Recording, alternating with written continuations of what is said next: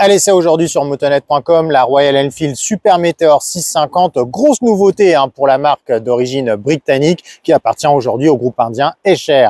Alors cette machine, c'est la troisième déclinaison autour du bicylindre refroidi par air wheel que l'on retrouve notamment sur la Continental et l'Interceptor. Ce bloc de 650 cm3 avec une architecture de type super carré, contrairement à la tradition plutôt longue course de Royal Enfield, développe 47 chevaux et 52,3 Nm de couple. Cette moto s'inscrit dans un registre cruiser avec une position portée sur l'arrière par le biais notamment de ce grand guidon. On remarque également sur le train avant une nouvelle fourche inversée, une première pour Royal Enfield en plus de 120 ans d'existence. Cette moto, nous la découvrons aujourd'hui dans le sud de la France, entre Marseille et Cassis, sur la fameuse route des Crêtes qui est copieusement balayée par le vent aujourd'hui. Je suppose que vous le voyez, que vous l'entendez également. Cette Royal Enfield, elle a un nouveau réservoir de 15,7 litres de contenance, une selle monoplace.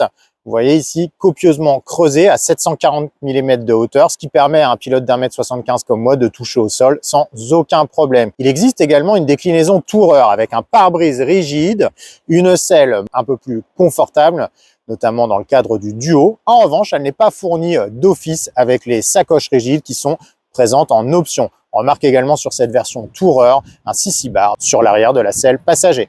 Au niveau des différences avec l'Interceptor ou la Continental, ça se passe au niveau des trains roulants avec par exemple des pneus, des montes assez étroites, 100 mm à l'avant, 150 à l'arrière, en 19 pouces devant, 16 pouces à l'arrière, donc une montre différenciée typique du genre custom dans lequel donc cette Royal Enfield entend imposer sa marque, sachant en plus qu'il n'y a pas tellement de concurrence finalement dans ce segment de moyenne cylindrée sur ce type de cruiser. Le cadre de type berceau tubulaire en acier est confectionné par Harris. Harris, un faiseur britannique racheté par le groupe Eicher pour pouvoir bénéficier de son expertise. On rappellera notamment que Harris a officié en MotoGP, rien que ça, donc les châssis savent faire. Et pour le coup, donc on retrouve le même type de châssis que sur l'Interceptor, la Continental, avec un cadre bien pensé, bien dessiné et correctement réalisé. Et puisqu'on parle justement de réalisation, vous le voyez, la moto sur ce point, il y a une grosse étape qui a été franchie par Royal Enfield. C'est clairement la Royal Enfield la plus luxueuse finalement, avec notamment un soin particulier aux détails. On se régale de ce moteur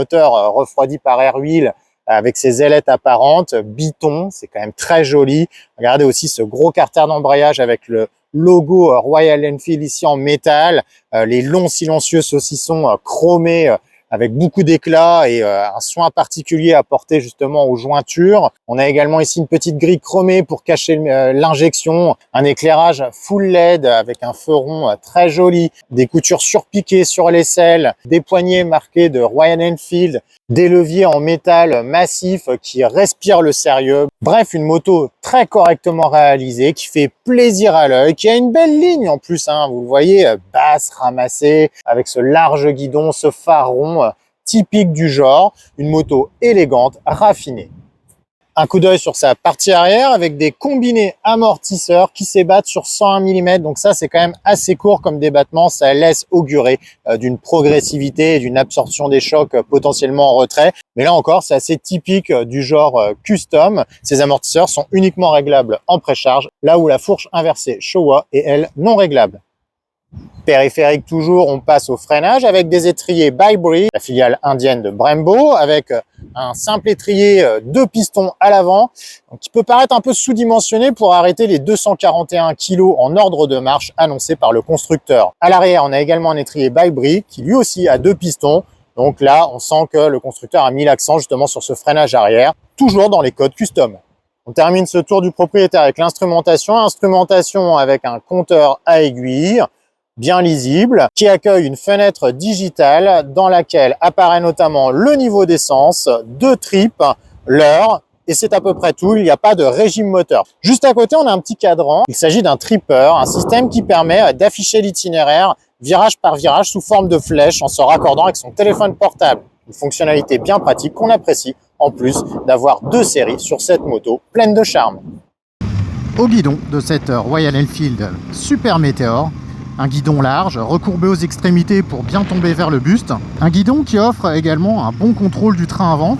On est sur une moto qui, malgré donc son poids assez élevé, bénéficie d'un bon équilibre des masses, un centre de gravité bas, des qualités propres au genre custom, qui lui permettent donc de revendiquer une agilité de bon aloi.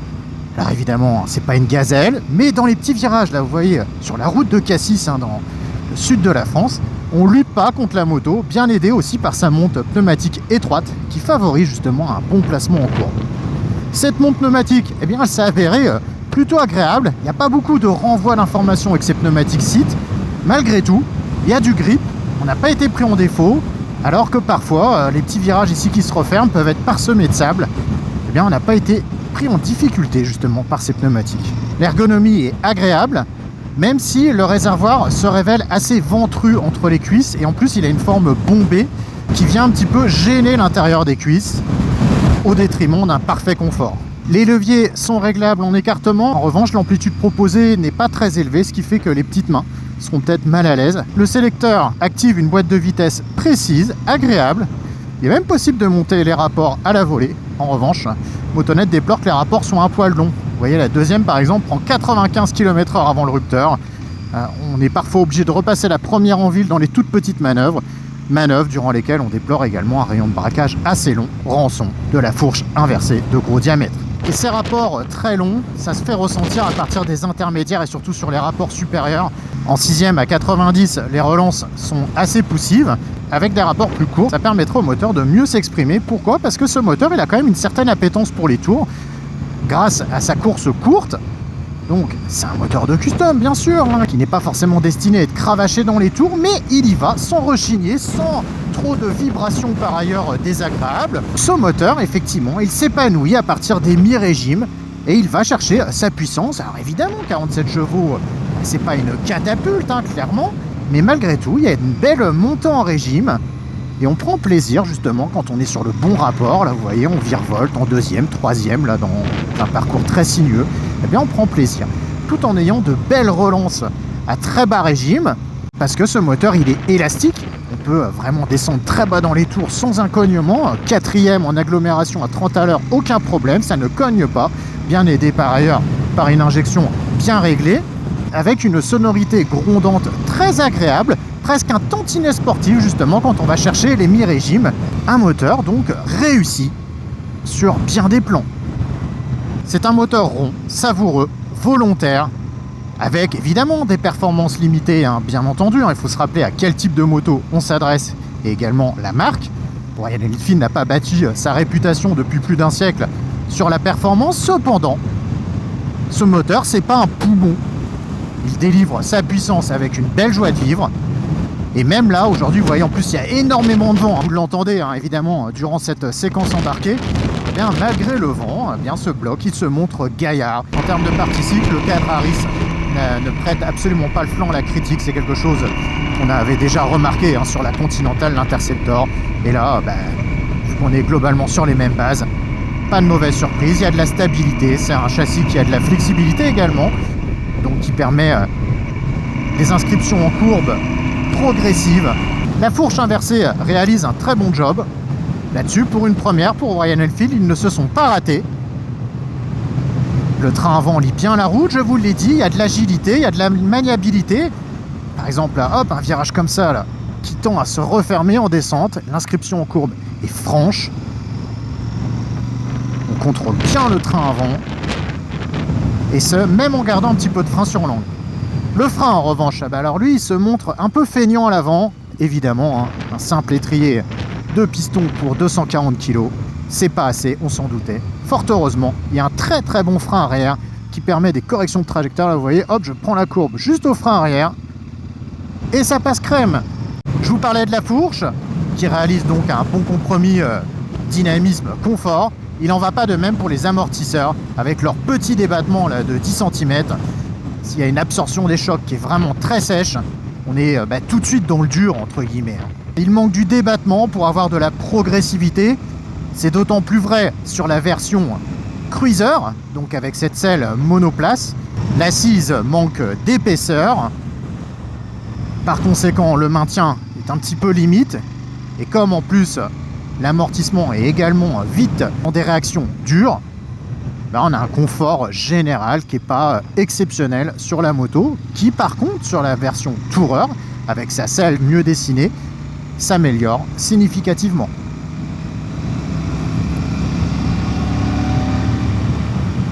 En termes de motricité, eh bien, aucun reproche à faire à la moto, malgré l'absence d'un contrôle de traction qui se révélerait évidemment inutile au regard de la puissance limitée du bicylindre.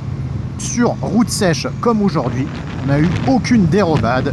Et même en ville, sur des grosses accélérations sur des lignes blanches, pas de problème non plus à ce niveau. Donc au niveau dynamique, on n'a pas beaucoup de reproches à lui faire.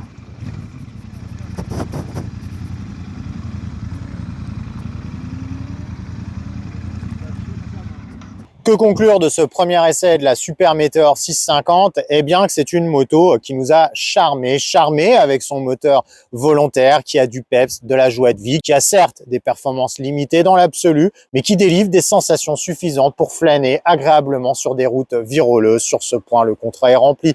On a aussi une bonne partie cycle, un bon châssis, un très bon train avant qui inspire confiance. Seul l'arrière et ses combinés Secos gâchent un petit peu le tableau sur cette moto. De même, cette selle dont on vous a dit que le confort était quand même perfectible, elle aussi pourrait s'améliorer sur ce point.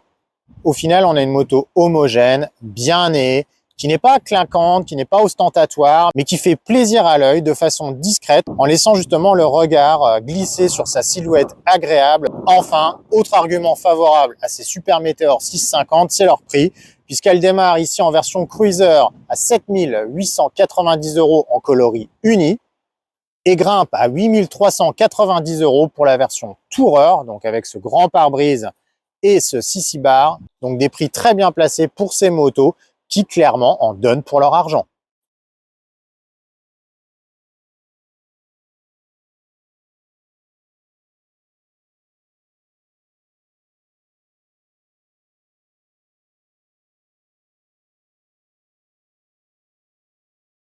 À l'essai aujourd'hui, la Royal Enfield Super Meteor 650 que nous testons. Ah putain, c'est pas possible. Bon bah non. Putain, ça va être infernal, Alex. Ah là là là là là là. Autre argument favorable. Putain.